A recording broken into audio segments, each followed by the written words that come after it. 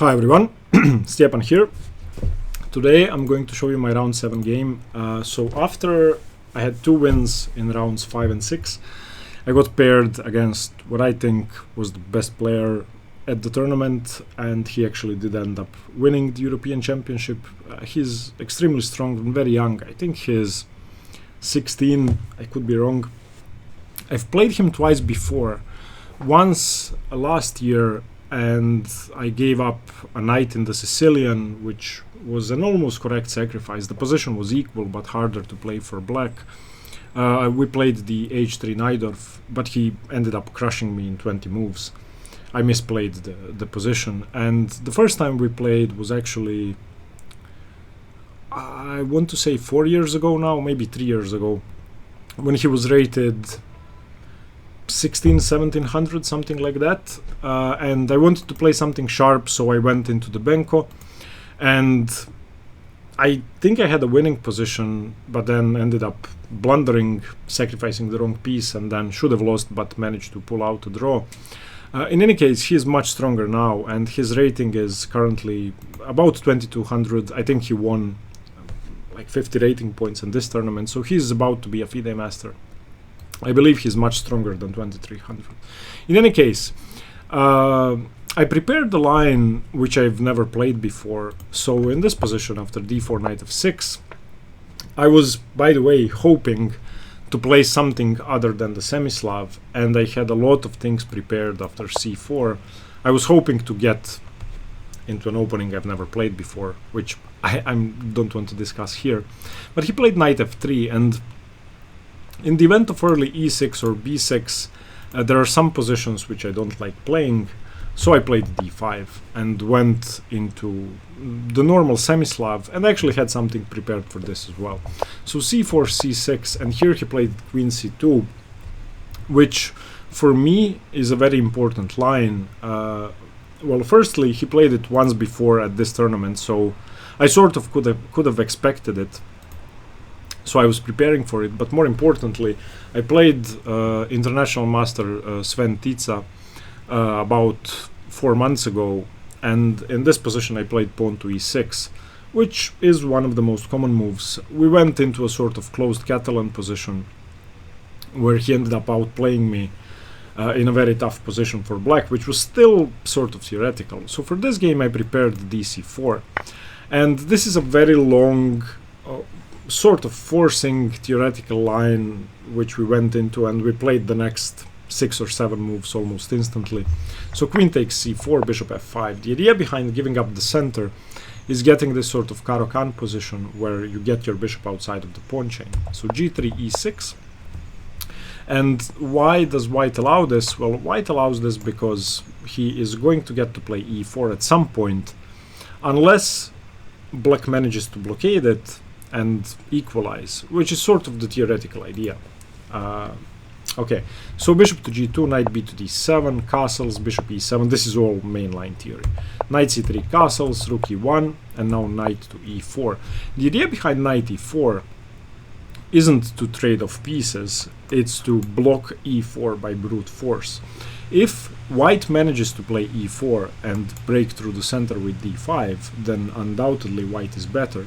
If black manages to blockade e4, then this bishop doesn't have a lot of scope, and a successful blockade on the light squares has been established, which will make it very hard for white to make any progress.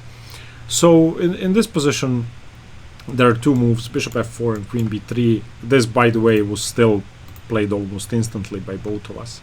He did not play queen b3, which is the main move, because this line is very drawish and still quite forced. So after queen b6, knight h4. There are a couple of options here, but I'd intended to play queen takes b3, a takes b3, and now bishop to b4. And you give up the light squared bishop, e takes f5, bishop takes is forced, because otherwise white loses the exchange or loses a very important tempo. So bishop takes, f takes, bishop to d2 unpinning, and rook f to e8. And in this position, knight e4, rook e4, bishop b4, rook d4 should be, well, completely equal in my opinion. So I know he knew that line. We discussed it after the game. I asked him why he didn't play queen b3. He said he didn't want to go into those lines, which I can understand. He's much higher rated than me. He's a much better player than me, therefore he has to avoid piece trades. So he played bishop f4. And now the line is still theoretical. Knight takes c3. You could take with the queen here, but bc3 is simply much better, reinforcing your center. And bishop to e4. This is the idea. Again, blockading with brute force. And in the event of knight d2, which is possible, or knight e5, which are both good moves, then bishop takes, queen takes, king takes, and c5, and black should be equal. Trading off the very strong light squared bishop and, well, sort of securing this diagonal and breaking the center. So for example, knight f3, knight b6, queen d3, takes. This again should be equal. Even though white will be playing e4 in the future, I have a 2-to-1 pawn majority on the queen side, which should compensate for that. But in this position he played a weird move, and after the game I asked him, well, did you play it just to make sure you don't trade the pieces? He said yes. He played bishop f1, which isn't a good move. Now black is slightly better here, and I played c5 straight away. The point behind c5 is that firstly I secure my bishop, so in the event of knight d2, which he did play, my bishop has a safe square, and more importantly I get to break his center. So instead of he played knight d2 here, and I played bishop to c6, which is good. Black should be about minus 0.7, minus 0.8, so let's call this position equal. But from a practical standpoint, once you get to play c5 and white voluntarily misplaces his bishop, it should be more pleasant for black. So I played bishop c6. An option we discussed after the game was knight to b6, and after queen b3, which is forced, now bishop to d5, and c4 is sort of the only move that makes sense. And after c4, now bishop to c6, where d5 has been prevented, e4 cannot be played because the pawn on d4 is threatened. So dc5 and bishop c5. Now it's completely symmetrical, and perhaps I should have gone for this. My bishops are great. The pawn on c4 is isolated. My queen has the f6 square. Everything seems to be really nice. Instead, I wanted to play bishop c6 and rook c8. So I did play bishop c6. He played e4 and I played rook c8. Now in the event of d5, well, black should have a more pleasant position, because I can gain a tempo on the queen with knight to b6 and just take the pawn afterwards. So for example, something like this happens and then knight to b6, and I just pick up the pawn. It's not winning or anything, but black is the pawn up. So after rook c8 he played queen d3, which I guess should be the best move. I took on d4, he took on d4, and here I played pawn to a6, which isn't the best move, but I think it's a good move because it prepares bishop to b5. And if I can prepare bishop to b5, trade off the bishop on f1, play b5, which all did end up happening, then I have the c4 square for my knight or for my rook, which is going to make it harder for him to play d5, because if he wants to play d5, he needs to move this knight away to f3 at some point, which means that the c4 square is uncontested.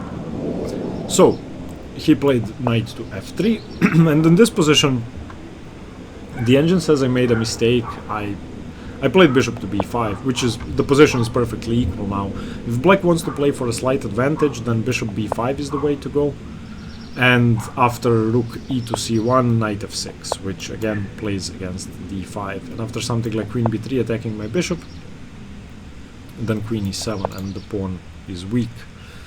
This is the engine line. I didn't consider it. I didn't consider this pressure on e4, which is unfortunate. This seems like a good plan, and it's with a gain of tempo. But I played bishop b5. He played queen to b3. I took. He took with the king, and I played b5. And this was my idea all along, so I got to play what I wanted. Rook a to d1, knight to b6, again playing against d5, which is the move I have to play against. And here he played king to g2, which is a move I didn't understand at the time, but I think it's to get away from the light squares, to get away from any checks, and it's to defend the knight in some positions. It was a strange move. The engine says it's the best move. I don't really... Well, okay, now it says d5, but king to g2 is one of the best moves. I don't think I would have thought of king to g2. But okay, king to g2. And this position, which is perfectly equal, can be played several different ways. I mean, knight c4 cannot be a bad move. Bishop to d6 cannot be a bad move, simply contesting the bishop on f4, which is a very strong piece, much better than my bishop on e7. So, if I had this position again, I would play bishop to d6, which sort of forces bishop takes. If knight e5, I can take that, and then play knight c4, so for example, takes, and knight c4. And I think the knight should be better than the bishop, even though white has a4, my knight is great. And again, knight c4 is good. Everything seems okay except for what I played. In this position, I played a move which doesn't lose the game, but with the continuation I went for, it does lose the game. The move makes no sense at all. So here was my plan. I wanted to play rook c4, rook a4, rook a3, which may seem absurd, but I saw the king on g2, and I wanted to use the weakness of the last move by playing queen a8. So my idea was to prevent d5 by putting my rook on a3 and my queen on a8. That's way too slow. So I played rook c4, which is a horrible blunder. Why? Because he plays knight e5. And of course, he's threatening my rook, he's also threatening knight c6, he's also threatening d5, which would give the knight an anchor on c6. The idea I wanted to go for, it just doesn't work. As soon as he played knight e5, which I, by the way, didn't miss before I played rook c4, I'd intended to play rook a4, I saw that rook a4 doesn't work. So why do I see that I blundered after I play a move? I don't know. That's something I guess everyone has to work on. So if I do go rook a4, then d5, and if I do go rook a3, then d6, and oh, sorry, not d6, d6, attacking my queen in return, and I just lose. This is game over completely. So that doesn't work. I played rook c8 in the game, which is now a losing position for black because white has gained two very important tempi, and he played d5 and just crushed me. I'm going to show you how. There was a move to justify rook c4 and to sort of save the game, and that's rook to c7, which I didn't even consider. Rook c7 should hold. Now, there are no good discoveries, so let's say d5. Now I can take, and play bishop to d6. The point is, my rook on c7 is defending the e7 square, so if knight c6 I can safely play queen f6. And if the bishops are traded off, which probably should happen, then takes, and white is slightly more pleasant because of the pawn on d5, but it's by no means lost. In the game I played rook c8, and when he played d5 I took, and now I cannot play bishop d6 because I lose on the spot. If bishop d6, then knight c6, and if queen f6, bishop takes, queen takes, and knight e7, and I just resign. So bishop d6 cannot be played. I ended up playing bishop f6. The engine wants to play bishop c5, which again I didn't even consider. This should be +3 for white, but it's better than bishop f6. The point is that after d6 I can just take it, and after knight f7 I go rook f7, and after rook d6 queen c7, which is not a human way to play at all, but maybe black can hold. White is still better, but maybe black can hold. I played bishop f6, he played d6, I played knight d7 trying to blockade, queen f3, which is a great move. Firstly securing the diagonal from any checks and preparing queen to b7, which I have no response to. So bishop e5, and rook e8 is losing straight away. it's just game over. Again, a line which could have put up a bit more resistance is rook c4, and if white does nothing, then I can play queen a8 and trade queens. But if white plays bishop to c3 and I play queen a8, that doesn't work because takes and bishop a5, and this pawn is simply rolling through. I have no way to defend my knight and to prevent pawn to d7. Sorry, there's a helicopter flying around. But I played rook e8, which is even worse. Bishop f4, h6.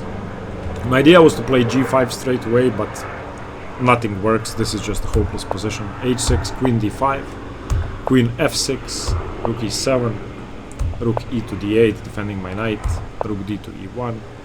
I played knight f8, he played d7, and in this position I played my next move and resigned. I played queen to c6.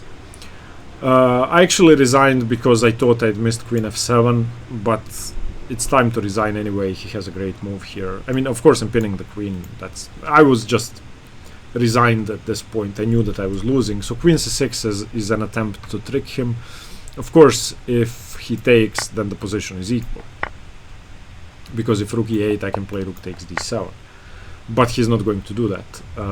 After queen c6, as he pointed out, as soon as I resigned, he can play rook to d1, which is true, and now my rook is attacked, my queen is attacked, everything is attacked. I probably have to, I don't know, give up a piece. In any case, the position is losing, so I was really unhappy after this game because I lost without a real fight once again. We basically got out of theory, played what, 4 or 5 moves, and then I blundered the game away. Rook c4 is just an idiotic move. I mean, if I don't do anything, if I say it's white's move, that's better than rook c4. So rook c4 is just stupid. I mean, again, bishop d6 makes sense, fighting for e5. But yeah, okay. He did end up winning the tournament, and congratulations to him. He played great throughout the tournament. This was my second loss and the last loss in the tournament, thankfully. So I ended up losing against the guy who won the tournament and against the guy who ended up, I think, in 4th place or 5th. So not too bad. Hope you learned something from this game. This is a good example of ruining a perfectly playable position, perfectly equal position in one move. And I had an hour left on the clock, even more. So there's really no explanation and no excuse for this. It's just a stupid blunder. Thanks for watching. Stay tuned for more chess. See you tomorrow. Bye bye.